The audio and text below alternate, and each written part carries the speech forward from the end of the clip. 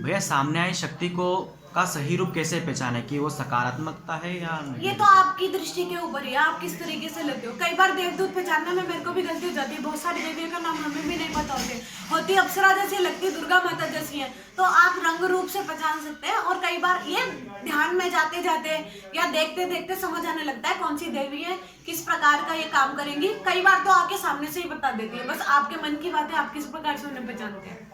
भैया अगर हम किसी के लिए प्रार्थना करते हैं तो क्या हमारे जाप में कमी होगी? हो भी सकती है और नहीं भी, उसके ऊपर ही है ना आप कितना जाप करते हो उसके लिए।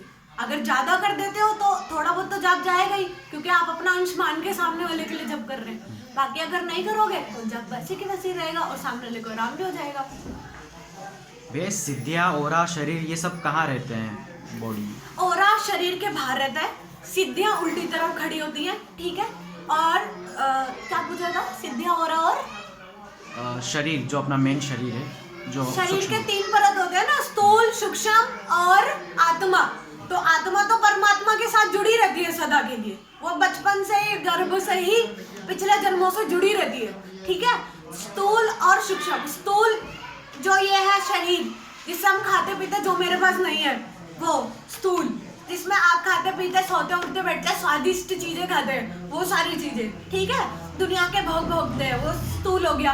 और बचा सूक्ष्म, जो भी हम चीजें करते हैं वो सूक्ष्म शरीर के लिए ही करते हैं, चाहे वो जाग हो, चाहे तप हो, चाहे सिद्धि हो, चाहे ध्यान हो। तो इसी सूक्ष्म शरीर को आगे जाके परेशानी ना हो और जन्म ना लेने पड़े, इसलिए सूक्ष्म शरीर को प्रबल बनाना जरूरी होता है।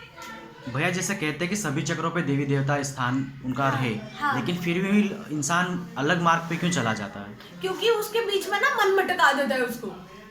शरीर में आप जब कर रहे हो, चक्र खुलने से पहले आपका मन भटक जाएगा, क्योंकि शरीर की वही प्रवृत्ति है ना, तब मन की कार्य होती है वो सारी।